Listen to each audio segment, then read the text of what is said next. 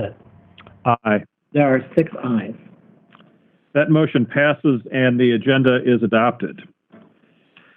Item 3 on the agenda, which we've obviously gotten through items 1 and 2. I'm getting some feedback. Mr. Chair, I'm working on that. That's members of the public who are with us. Okay. You've been muted. Items 1 and You are no longer muted. item 3 on You've been. the purpose. You are no longer muted. We're going to review the purpose and parameters, opportunities to improve the government structure of the city of Minneapolis. And You've been muted. To unmute yourself, press *6. And the timing and deadlines that we face for our review. As I understand it, this was referred to us by the commission as a whole in response to some discussions that came out of the public safety work group, specifically with respect to the question of the balance between the mayor and the city council with respect to some of the government structure and operations. And so we've had some, I had some preliminary discussions with Commissioner Garcia about, kind of a larger scope, but I don't know that we have the mandate to do that. So I don't know that we have a mandate to talk about a city manager or city coordinator option or some of the other more exotic structure proposals that have kicked up in the past. We're looking at kind of the balance between the mayor and the council. And I don't know if, Chair Clegg, I don't know if you have any thoughts on this or anything to add. We certainly talked at our last meeting about examining the options in a mayor-council system. And I think that full charter commission would have to weigh in if we wanted to expand that. Okay. So at the moment, we are working on a mayor-council element. I don't know if we need to make, I would entertain a motion to that effect. The scope of this review is to evaluate the relationship between the mayor and the city council.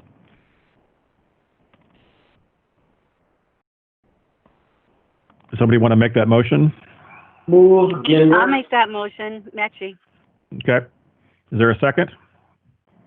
Second. And Chair Abbott, could I add a caveat? Absolutely.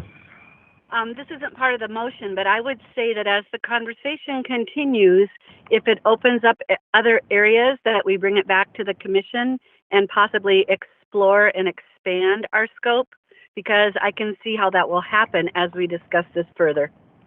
Absolutely, and I think that a motion to do something like that would be in order pretty much at any point in the business as we conduct it. So, with that caveat, is there any other discussion on the motion?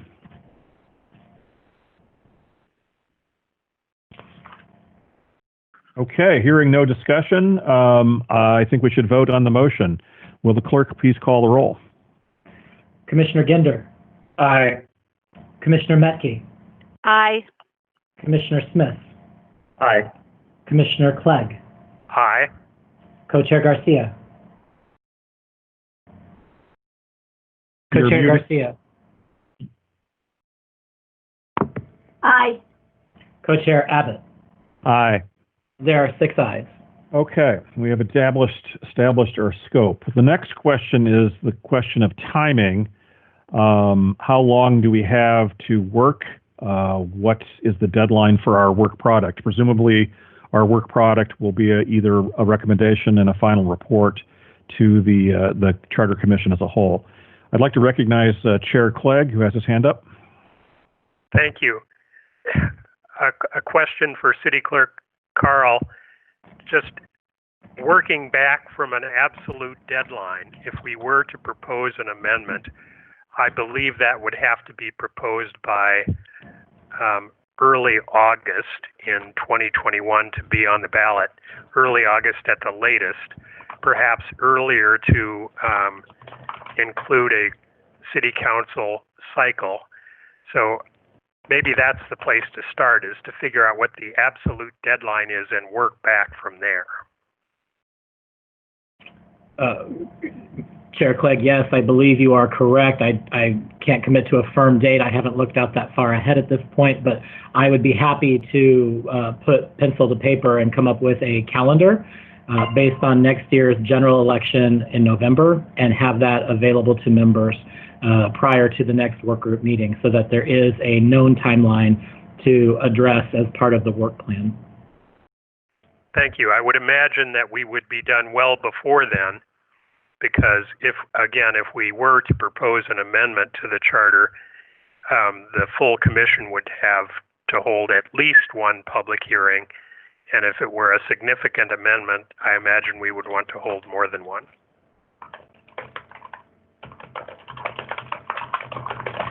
I have a question for the city clerk, which is, as I understand the process for a charter amendment that's proposed by the Charter Commission itself, the city council is the body that determines the final language that goes on the ballot in terms of description. Is that correct? Mr. Chair, you are correct. The council decides the language of the actual ballot question that is submitted to voters.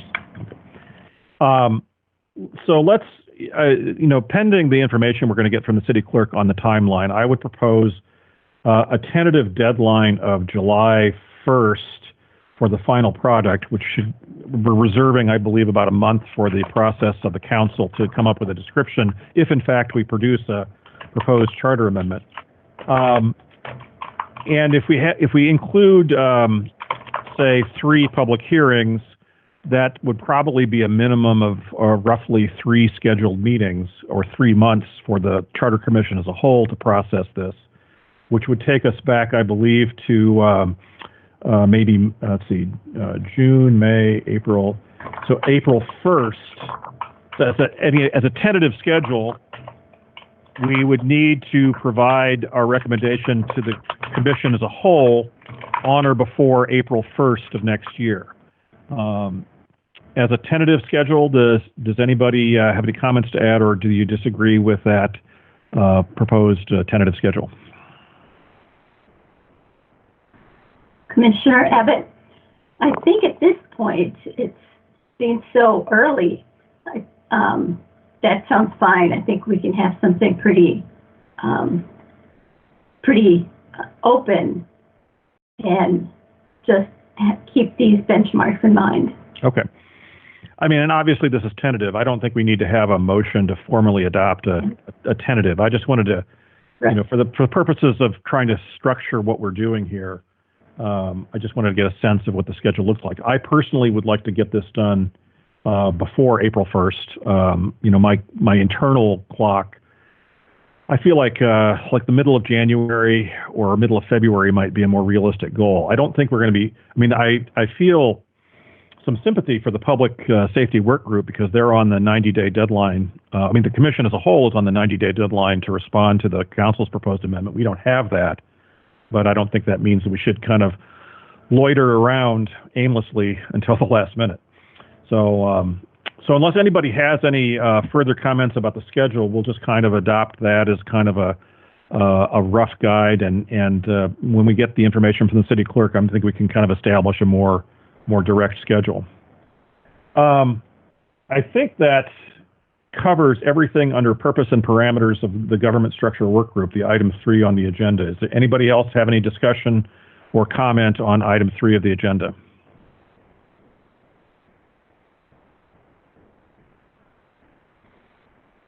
Okay, I think with unanimous consent here, I think I'm going to move on to item 4 on the agenda, which is a work plan and a timeline to guide the review, evaluation, and report to the full Charter Commission. Now, we've had some discussions about the overall timing. And let me, my concept on a work plan, and Commissioner Garcia and I have kind of kicked this around a little bit in preparation for the meeting. And Chair Clegg, of course, is also kicked around with. We have, I think, we have some areas that we should examine, and I don't know if we should dedicate a specific session to each of these topics, but and I'll just throw these out as topics of discussion in terms of how I think we should approach this. I think one of the things that we should do is get some get some information on the history and background of the charter as it exists.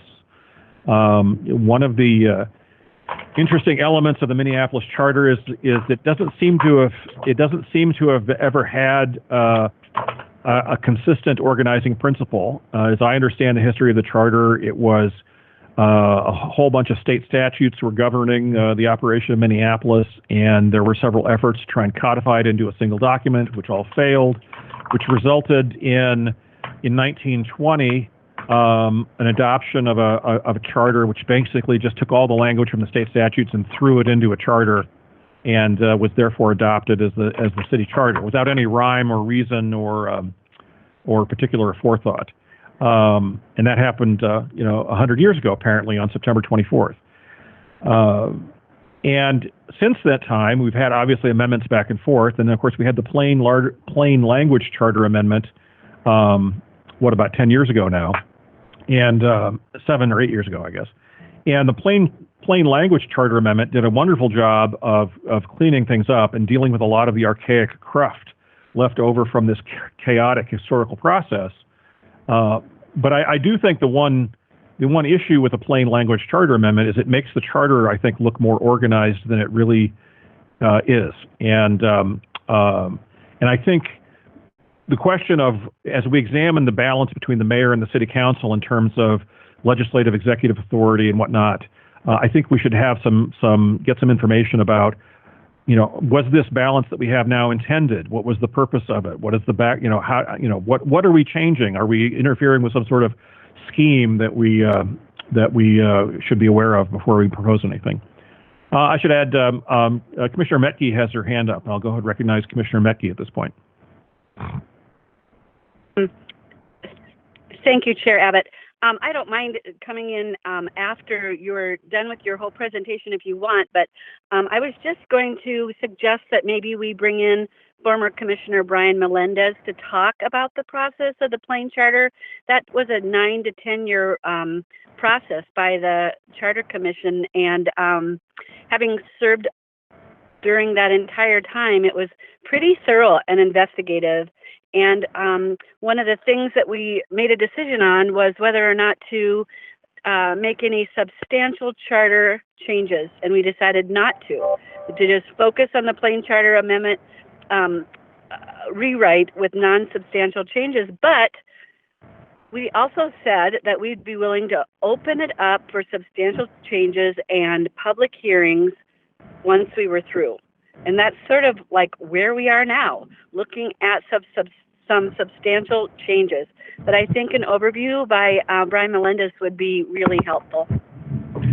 Yeah, I agree completely. And as a matter of fact, he was on my list. There are some other folks I have in mind too, and we can go through that. I mean, obviously, if anybody wants to propose witnesses, feel free to send an email to Commissioner Garcia and myself.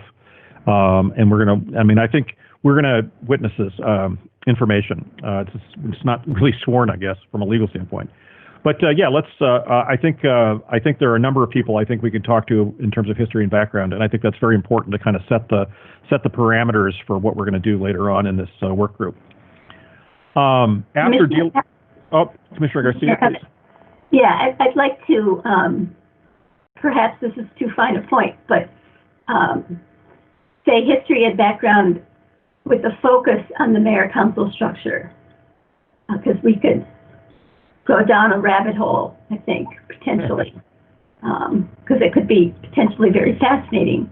But to look at to keep the focus on the mayor-council structure, is that what it's always been? Have other options been considered, and why? Things like that. Sure, absolutely. I think that is a good clarification. Commissioner Ginder, you've got your hand up. Yes, I saw Commissioner Chair Clegg's hand was up too, but I'm just going to say I'm not sure that it's really necessary to have Mr. Melendez appear, and this is acknowledging the tremendous work that he did in putting together the plain language charter. But we have a person who were present the entire that project went on, and from my personal experience, before I was on the commission, I represented the city for the entire time that we were putting together the plain language charter. So the putting together of the plain language charter, I think, members of the commission can explain that. That's different from the history of the relationship between the mayor and the city council. And when we did our work a couple of years ago on the first council amendment, we did some work on the relationship and the amendment that touched upon the relationship between the city council and the mayor. But there is also a long history of, for example, the League of Women Voters and work that they did 20 years ago proposing a strong mayor system. There's the history of when Don Fraser was in and changed the charter to give the executive committee. So there's a long history of how that relationship plays out that is probably just as much a research topic as trying to have somebody explain the various factions of what went on during the last 100 years. So I'm just kind of throwing that out. No, and I should say I agree completely with the idea that we should talk about some of the proposals. I think some of the additions and amendments that were done in the Fraser era, I think, are worth talking about too. So I think that's all should be included. Chair Clegg has his hand up. Chair Clegg. Yes, thank you. I was going to suggest that we all take a look at Eric Nathanson's book, Minneapolis in the 20th Century. The first chapter or two is all about the history of the charter. When that book was first published, I got permission to reproduce the first chapter and give copies to all charter commissioners. And some of you who have been serving long enough will remember getting copies. But I'm going to take that permission as still existing, and I can print out more, or we can all share copies. But that is a very detailed history of what went on leading up to 1920, about the various proposals that failed, and about charter history since 1920, including Mayor Fraser's effort to change the charter in the early 80s successfully, ultimately. I think there might be limited value in talking about the plain language charter because we were very careful during that entire process not to affect the relationship between the mayor and the council. So I don't think there were any substantive changes as it relates to the relationship between the mayor and the council.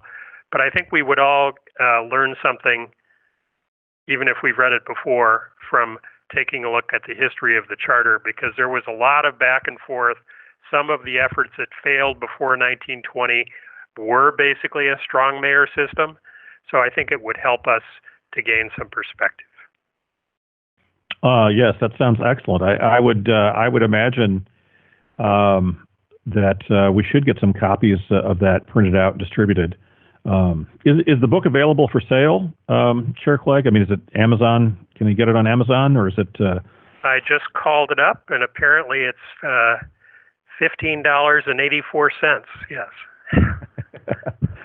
I think I can spring for that. It's Eric, spelled I-R-I-C, Nathanson, Minneapolis in the 20th Century: The Growth of an American City. Yeah. Well, I would suggest if any members of the work group or other commissioners want to review a copy and don't want to buy the whole book, that they contact Chair Clegg and see if we can generate a few copies of our own. But I have a number of hard copies in my office where I have not been for 6 months. But well, hopefully you won't have to dodge airborne virus particles to retrieve them. Commissioner Rubenstein has had her hand up patiently. Yeah, thank you, Mr. Chair. I actually had a very similar suggestion. So that is, when I joined the Charter Commission, I found a number of articles by Eric Nathanson in MinPost, the Hennepin History Museum magazine, and other places that also talk about the history of the Charter. So I just wanted to add that to Chair Clegg's suggestion. I just Googled him, and those articles are available online. Very good. We'll make that a point of getting those articles for ourselves online. Is there any other discussion on history and background before I move on? Okay, that is item 1, I think, for my work group plan. Item 2 on my work group concept, we should get some information about the current operation of the SIT structure of the city. I think it would be useful to talk to both current city staff and elected officials on how the current structure works, how the current balance between the council and the mayor works. You know, and I mean, we all have lived in Minneapolis for a long time. I think we all have kind of maybe a superficial sense of how it all works or what a strong council system looks like. But I think we should start maybe with the Schoolhouse Rock version of how things happen in Minneapolis and maybe dive in a little deeper from that. I think it would be helpful to know what we're reacting to or what our proposals will affect in the current operation. I don't know if anybody has any good ideas for people to come in and talk to us about that. Certainly, our city clerk would be helpful, I imagine, if he would want to make a presentation. But if there's anybody else, I'm more than willing to listen to suggestions. We also have Commissioner Metke's got her hand up. I was just going to suggest that maybe a few city clerks we could talk to, because my observation in working in neighborhoods for 30 years is that relationship is really dependent upon the leadership and the folks at the time. And so different examples from different administrations might be very helpful and interesting. Yeah, I agree. I would think that we would want to talk to people who are actually doing the nuts and bolts of this. I mean, I think it's easy to talk to. I mean, I do want to get some feedback from elected officials because that's important, but I do think that how the city runs is very much kind of a staff operation. I think people who've got their hands involved in the day-to-day on the city side and staff side, I think would be very important to talk to. Perhaps some people that don't really have a large public profile, but probably really know precisely what's going on, you know, inside the building. So, Commissioner Clegg, you've got your hand up as well. Yes, I think it would certainly be useful to talk to city staff, but in terms of some sensitive questions, that may be of limited use because they know their bosses are listening.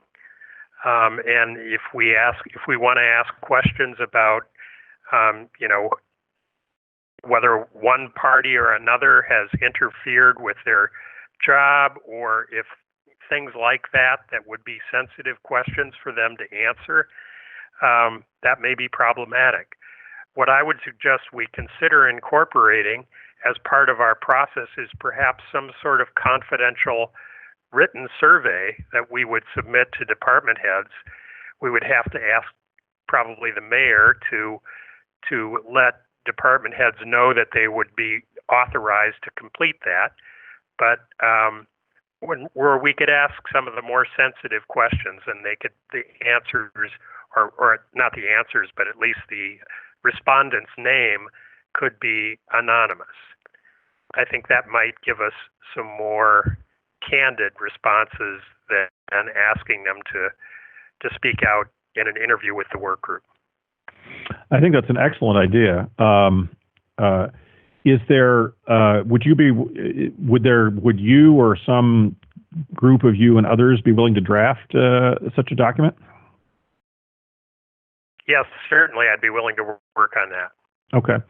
Well, obviously, feel free to involve anybody that you need to, but I think it would be great to get at least a draft of that for review before we send it out. And of course, I think we'll have to initiate some conversations to be able to get the permission to do that. Could I ask a question about that? Sure, go ahead. I'm just wondering about the Data Practices Act. I mean, it seems to me that the information that you're asking or saying that you might keep confidential is likely public information. So I guess I would have some concerns about what we're telling people. I mean, we could certainly consult with the city attorney's office, but at least the way I would envision it is respondents wouldn't even have to give their name. They would be able to respond without identifying themselves. So even if we did have to make those responses publicly available, it would not disclose the identity of the respondent. But I see Commissioner Ginder has his hand up, and he probably knows more about this than I do. Yeah, Commissioner Ginder. You're muted, Commissioner Ginder. I think Commissioner Smith has raised a good point here, because even though the responses may come back without a name on it, it'll be public information to whom we sent it to. So if we have a list of 42 department heads, deputy directors, whatever, that list will be public of who we sent it to, and then people will be engaged in their process of trying to figure out who the respondents are. For example, if we ask, are you in charge of a department that has more than 500 employees, or summarize the nature of your department's mission. People will start trying to figure out who said what. So, I mean, I think it's an idea worth exploring, but the idea that there's going to be a guarantee of confidentiality is probably a little strong. There'll be a hope of it for the responses, but who we send it out to, I'm pretty sure will be public. Well, I would think that that would be something we'd have to address as we draft and design the questionnaire. I think a lot of those objections we can solve in advance. So we've got a bunch of people with their hands up. Ms. Bashoon has her hand up. You've got some thoughts on the topic? Yeah, the Data Practices Act does look at surveys, but it is citywide. I don't know if just going to department heads would be citywide. It does protect that data if it's citywide. We've also lost in a Department of Administration issue because we tried to protect survey data and it was not citywide, and we were told we could not protect it completely. So I'd have to look at what happened in the past. And I know that I think there was a lawsuit where we were sued based on a person actually putting in some words, and those words were provided to the public without a name attached, and based on how that person worded the sentences, management could tell who said it, and there were some claims of retaliation based on answering the survey. So I just wanted to let you know there are some issues surrounding surveys, and I can look into them, and I could work with this work group to make sure that we try to do it the best that we can without going awry of the Data Practices Act, and to try to protect the anonymity. But as Commissioner Ginder said, it might be not 100% possible to protect anonymity, but I can work with the group on that. Okay. Great. Commissioner Metke had her hand up. Do you have anything to add, Commissioner? Nope, it's down. It just was answered. I was going to ask a question and refer to a past survey, so it was answered. Thank you. Thank you. And our esteemed city clerk, Mr. Carl, had his hand up briefly. Is there anything you need to add?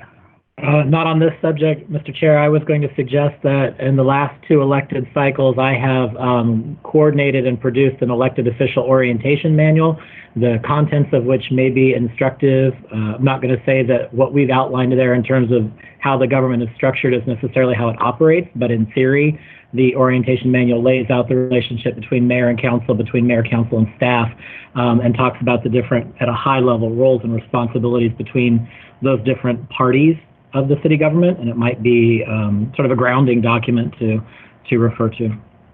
I think that's an excellent idea. And I don't know if you've got I know you've probably got some sort of virtual folder to collect documents related to this work group. If you wanted to just kind of put that document in there, that would be helpful so we could all access it.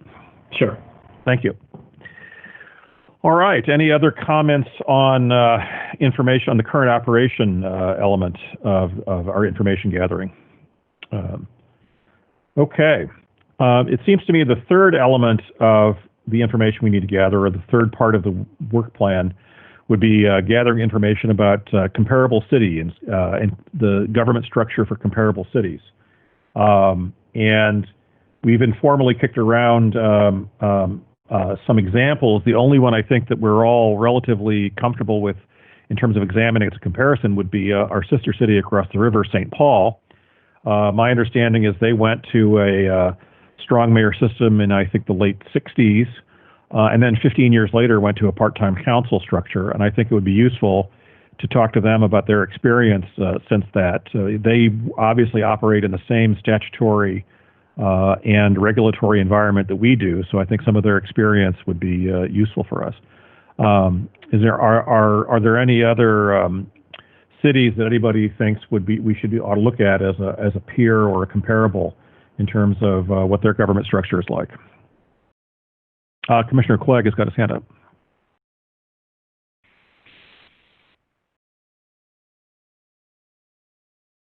Commissioner Clegg? Nope. Commissioner Ginder, you had Sorry about that. I was on mute. Oh. In 2018, we looked at a number of comparable cities in terms of size, basically looking for what kind of authority the council had over police departments. So it's slightly different analysis, but we did, I think Commissioner Ginder did most of the legwork, and it was probably at least 10 jurisdictions, maybe a few more. I think we could, I'm not volunteering you, Commissioner Ginder, but that would be a good place to start since we've looked at those before. We know they're of comparable size. I think they're all mayor council systems. So, and we have some familiarity with them already from our previous work. So that might be a good list to start with. Okay, Commissioner Ginder, you put your hands up. I was just going to mention that also. And there are, I think, between 15 and 20 cities on that list. That list was split somewhere 50-50 between city manager cities and strong mayor cities. Portland being a commission city, the only one of its kind in the country. But I would be willing to take that on and just kind of go through that list of, I think it's actually 9 or 10 comparator cities that have strong mayor systems, and just kind of a little more detail about what the language is in their charters and what the relationship in a slightly broader scale is between them and the city council. Okay. Are we aware of any city that has a government structure which is comparable to Minneapolis? Or are we just a unique entity?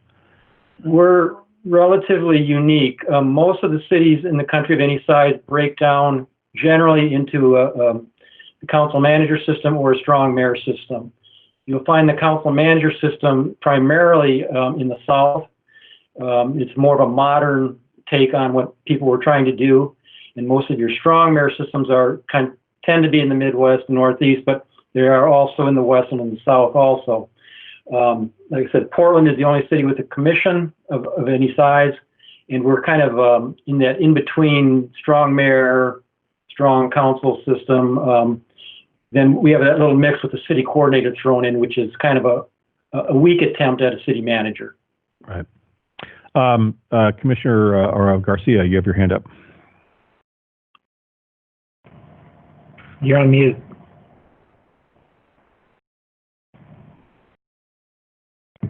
I believe Casey may have some cities in mind that the city clerk's office has used before for when it comes to comparable cities as ours. Commissioner, yes, we do have a list that we look at, and most of those are on the list that Commissioner Ginder referenced as well. I don't know and would work with Commissioner Ginder to make sure, but as an example, as a large city in the upper Midwest, Milwaukee also has a council mayor structure of government. It's very similar to ours, and so Milwaukee tends to be one that we would look at, and then the other two that we look at frequently are, ironically, Washington, D.C. as a 13-member full-time council, full-time mayor, and Denver, same kind of thing. So I think those might be on the list. Thank you. And Casey, those all that information was the stuff that Commissioner Ginder is talking about was analyzed as part of the 2018 proposal. Is that stuff we can probably still find that in the city's data, right? Correct. It's out in LIMS today, and Commissioner Ginder generated it all to begin with, so I know he has it, and if not, I can certainly get him a copy of his original work. Okay. Well, let's we'll all part of our homework assignment will be for us to dig that stuff out on our own, and if we have some problems, we'll talk to you or Commissioner Ginder. Is there any other discussion on comparable cities? I mean, obviously we've got some work to do on that and to look at that, but any cities anybody wants to add to the list? Okay. The next area that I think we should have as part of our work plan is we obviously at some point need to consider an alternative arrangement for Minneapolis. So there needs to be some effort at considering alternatives. What would a alternative structure for Minneapolis look like? I mean, this is the point where we're going to, this is perhaps the point right before we start putting a draft together. So I think we should probably dedicate at least one or two work group sessions to, okay, we've accumulated this data, and out of all of this data, what alternatives make sense? So that seems to me to be kind of a penultimate step. And then, of course, the last step would be, of course, putting together a final report and a formal recommendation for the Charter Commission as a whole. And so those 5 elements, the history, the current operations, the comparable cities, the drafting or consideration of alternatives, and then the final report and recommendation. Those are the 5 elements I think that ought to go into our work plan. Are there any comments on that? Anybody think that we should add anything to that? Commissioner Garcia? You're on mute again. At some point, I think it may be helpful to take a look at what is it about the current structure that seems to be not working as well as we would like it, and what is it we want from a structure? I don't know that changing the structure just to change it is very prudent, but I think if we can take a look at what is it about the current one that could be improved, and what kind of structure would be able then to satisfy those improvements for what we are looking at doing. Right. I mean, I think that comes up in, when we talk about the current operation element, when we develop information, that's, does the current structure work, I think is kind of the inherent question that goes into that. And then, of course, obviously that also, does the current structure work? Does it not work? How is it dysfunctional if it is? That obviously I think is part of the alternative consideration part too. So, but I agree with you. That's we shouldn't get lost on our focus there. Anybody else have anything to add in terms of work plan, the work plan to-do list? Mr. Chair, this is Casey.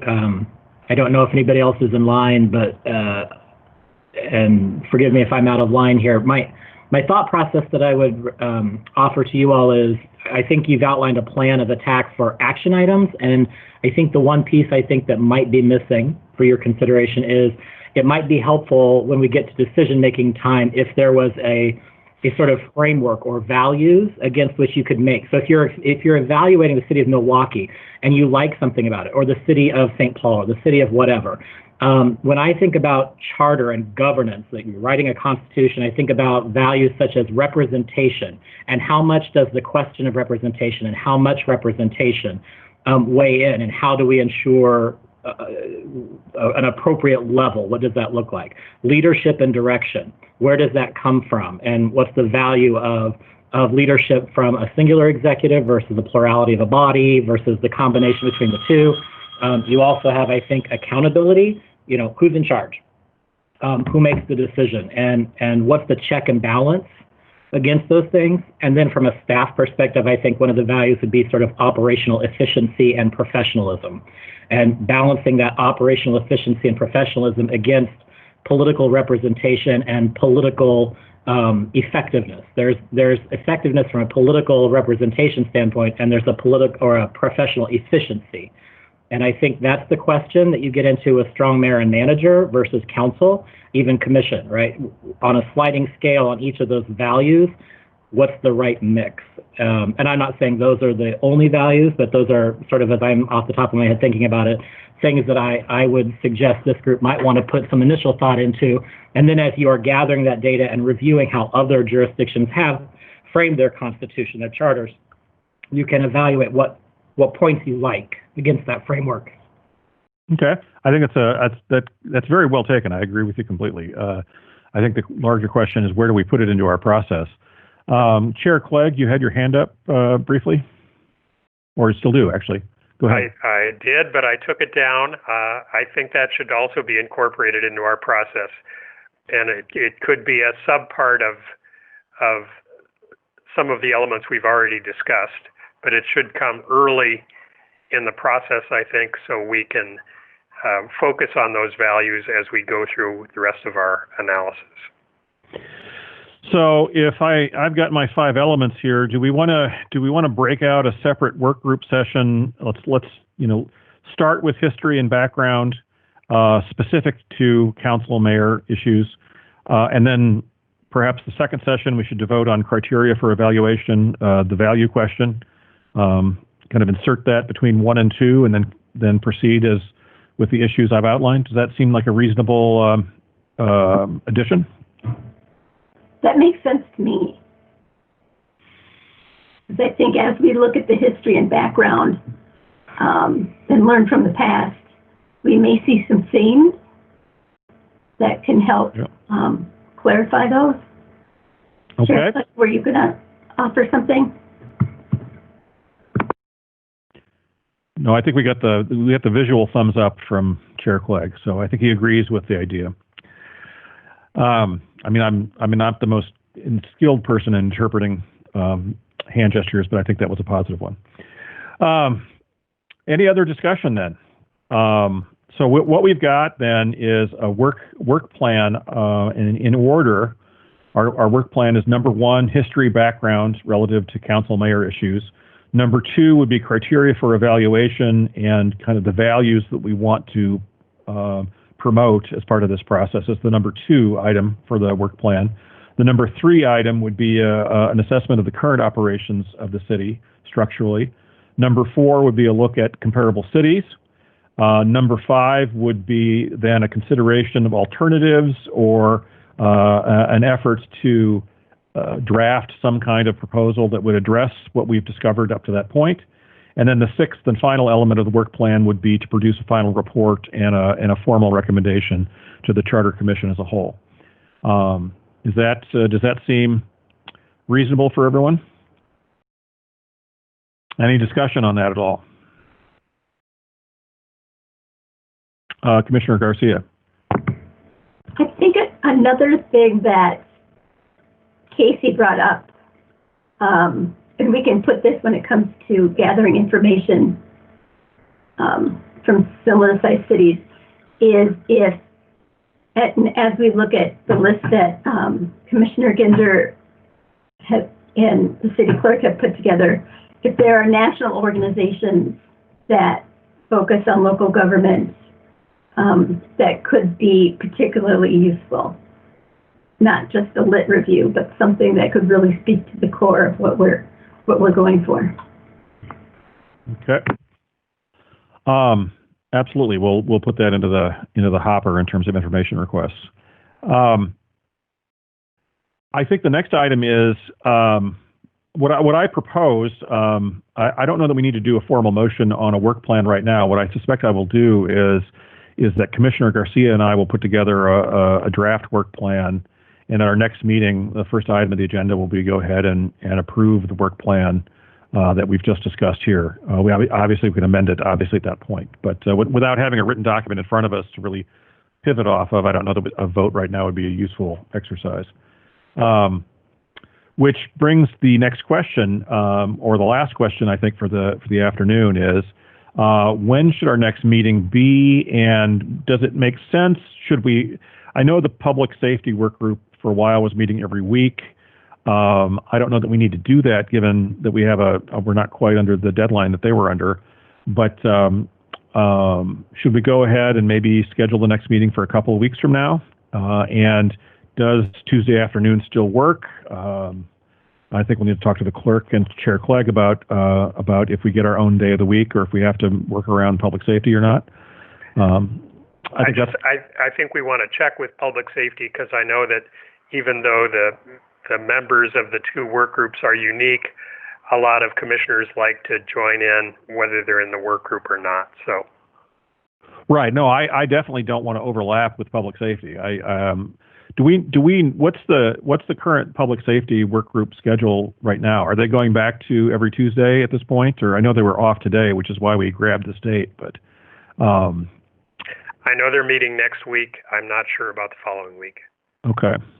Commissioner Rubenstein is on the line as one of the co-chairs of that group. Yeah, I'm just trying to, I think we're meeting next week, and I think we're meeting 2 weeks after that. So you're meeting on the 13th and then on the 27th?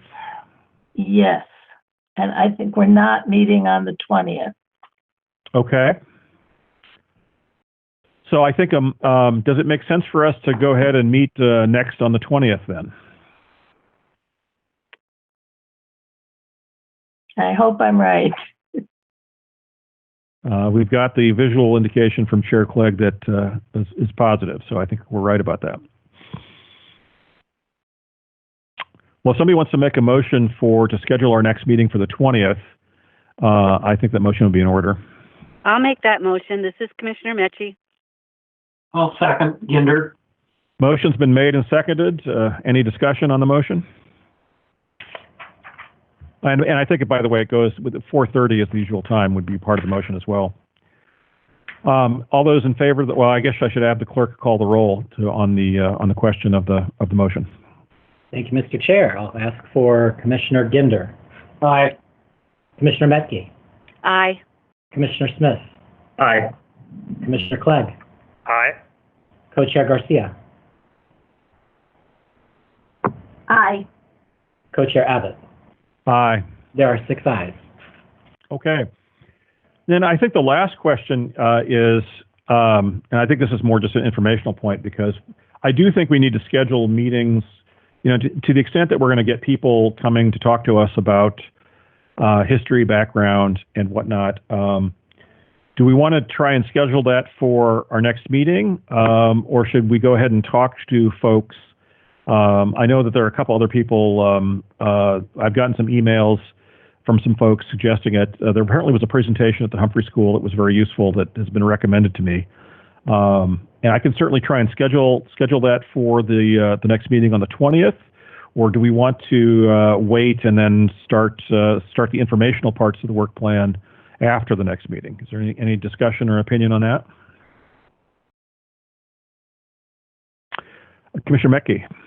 Yeah, I would suggest that we move ahead with the informational part and save the presentation from the Humphrey a little bit later. Okay. I think we'd have a better be able to look at. I've seen it a couple of times, and I think we're able to look at it better the more information that we have on how the city is operating now and how it has in the past. Okay.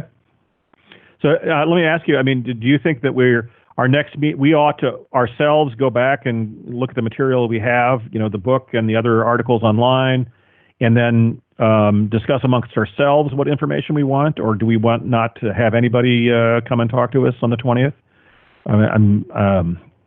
I think maybe you could ask for people to text you those ideas, and between you and Co-Chair Garcia, you could probably come up with maybe a couple of people that could come in and talk to us. Okay. Well, why don't Commissioner Garcia and I talk to some people and see if we can get some people coming in on the 20th, and if not, we'll see if we can get them scheduled for a later date. Chair Clegg has got his hand up. I was just going to say that I will try and get out Eric Nathanson's first chapter in the next few days to everyone. So. Yeah. So there was one of the people in the chat. I think it was indicated it might be worthwhile to get Mr. Nathanson to come in himself. I think that would be an excellent idea. And so we'll work on that. Commissioner Metke, you have your hand up still. Is that a duplicate, or do you have a new question? Nope. So, all right. I think the sense then is that we will make some inquiries and see if we can get some people in for our informational meeting in 2 weeks, and see what we can gather together information. We're all going to do some homework and reading between now and then. That's all I've got. Commissioner Garcia, is there anything that you want to add? Nope, there's not. That seems to cover it. Okay.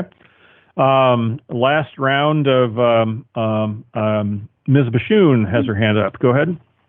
Hi, I just wanted to let you know that I did find a Minnesota Department of Administration advisory opinion. I sent you the link in the chat so you can look at that. That relates to surveys. Basically, I can let you know that the mayor and the city council members and department heads, they're all considered to be employees for purposes of the Data Practices Act. So any kind of survey data that they would provide would likely be private data. However, the data would have to be de-identified, which means you'd have to sit there and determine, would any of this data that is responding to the survey be able to let you know who provided that data. So I just wanted to give that to you so you can look over it, because that would relate to how the questions in the survey are created and how they're asked. Okay. One point that occurs to me is that we should probably, before we talk to the mayor's office and see about getting permission for this, we should probably get our questionnaire drafted so that we have a specific document for them to react to, as opposed to, I don't know that we've really, I suppose we could just kind of vaguely let them know that something's coming, but I really don't think we could have a productive discussion unless we actually have a document with an actual, with actual questions on it. So, anything else? All right. Seeing no further discussion, I think a motion to adjourn until the 20th of October would be in order. Mr. Chair, rather than a motion, so we can avoid a roll call, we just have you say if there's no objection, you'll adjourn the meeting yourself. Okay. If there's no objection, I will adjourn the today's meeting of the Government Structure Work Group. Thanks everybody. Thank you.